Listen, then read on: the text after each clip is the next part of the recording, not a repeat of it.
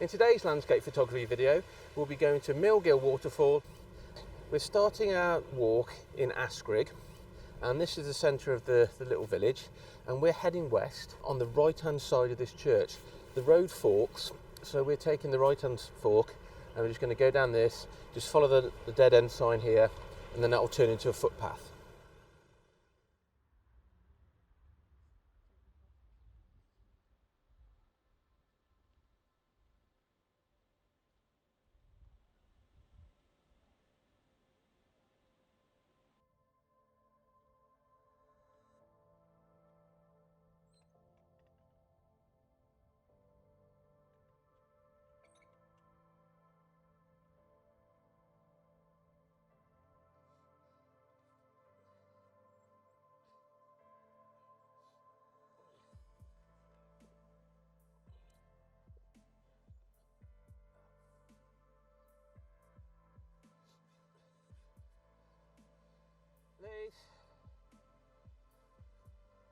Lisa.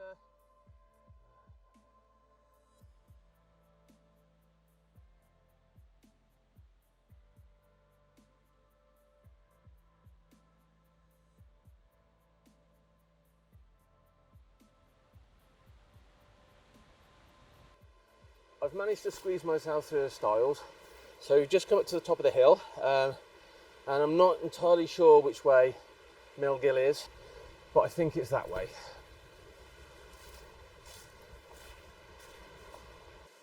I've found Mill Gill now, it's behind me, and it looks absolutely stunning. Over the last couple of days we've had so much rain, so there's an absolute torrent coming down here. And these rocks are very slippy, so if the water's like this, please don't try and get on the rocks in case it sucks you off. So if you look at the video now, you can see that there's a lot of white reflection from the water surface, and quite often that white is undesirable. But if I put a polarising filter on, if I just turn it around now, you can see how much difference that makes by cutting out the white glare, so you can really see the richness of this water. And also, it cuts off the glare on the leaves and things like that, so you get a lot more saturation.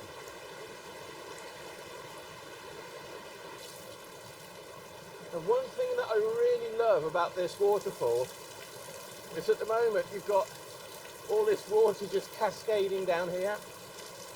So you've got this lovely little wall. Can't really go past it. This side is just a torrent of water, and that side I'm just going to get soaked. So at the moment this is as safe a distance I can get to the waterfall. So I think I'm going to look around this area to try and find a composition close to here, so I can incorporate this lovely little fall down here as well as the main fall in the background. I'm using a F11 ISO 100, which gives me about 2-second exposure, so that's quite a long exposure. So we're going to get this little fall on the left is going to have lots of lovely white streaks in it, and there's going to be quite a bit of white and streaky moving water coming through here as well. And what I particularly like is just down here we've got the water curving round, so it's coming down straight in the centre of the image, off to the right hand side, and it comes to the left, but then sweeps back again over to the far right hand side.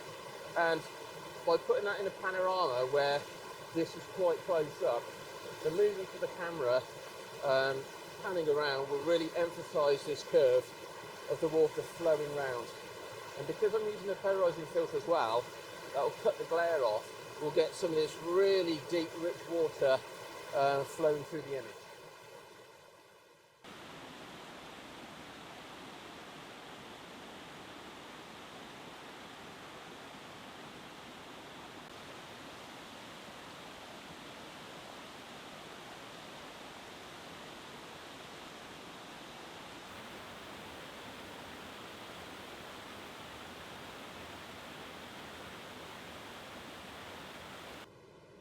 I like to add something a little bit extra in my videos other than just amazing photographs. So in this video, I think I'm going to give you some bit of advice on health and safety. Now, if you don't know the difference between toadstools and mushrooms, then please don't eat them, because eating the wrong one could be fatal. I used to have a friend who was an expert on these, and he was a real fun guy. One of his hobbies was making really tall chairs for frogs. He called them toadstools. And I went to his workshop once and it was tiny. There wasn't much room. So we've just come up from Mill Gill Waterfall, and we can cross the river here. You'll see a signpost, and if we cross here you get a small circular walk that goes back to Askrigg. However, we're feeling a little bit more energetic today, so we're going to carry on the footpath. We're not going to go far as Whitfield Force, but we're going to head in that direction, and halfway along there's another bridge that crosses the river, and there's a beautiful waterfall there that I want to photograph. So we're going to head up that way now. It's such a lovely walk. The colours of the trees at the moment are spectacular.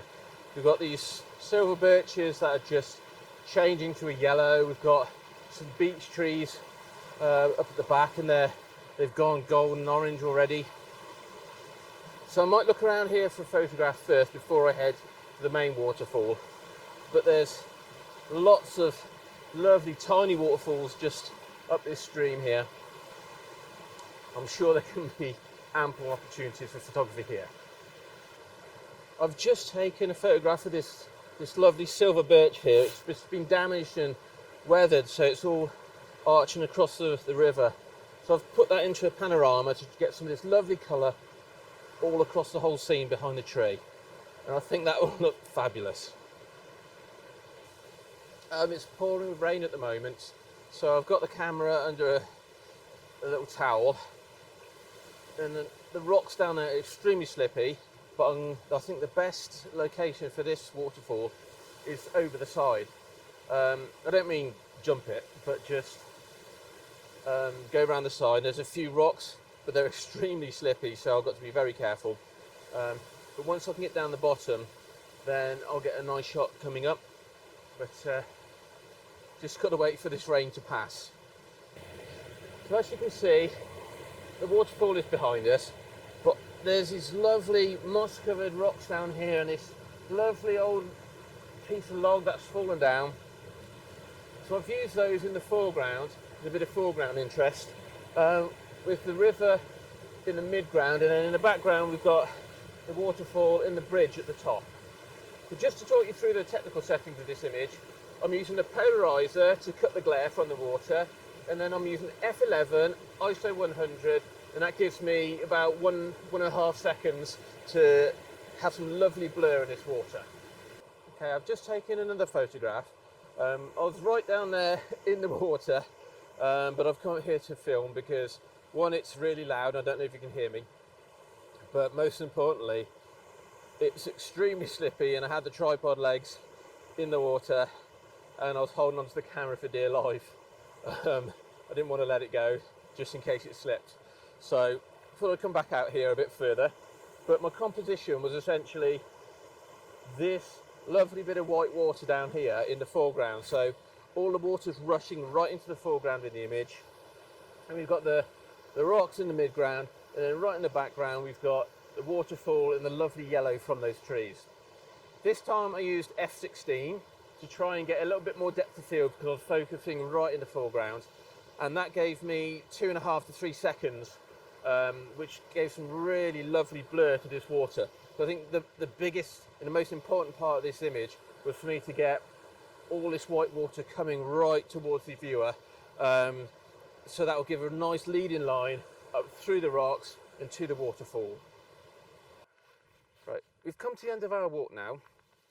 We've just got some beautiful photographs of Mill Gill and the waterfall by that bridge there. If you carry on a bit further, if you go back from the bridge and carry on along, you'll come to Whitfield Force, which is an even bigger waterfall. But because the weather's turned today, we're not going to do that today. So we're going to head on back now down this path all the way to Askrigg. So this is a good time to end this video, and I hope you've enjoyed watching it. I've really enjoyed this video today. So thank you so much for watching. If you enjoyed it, please give us a thumbs up and like it and share. And thank you again, and I'll see you next time.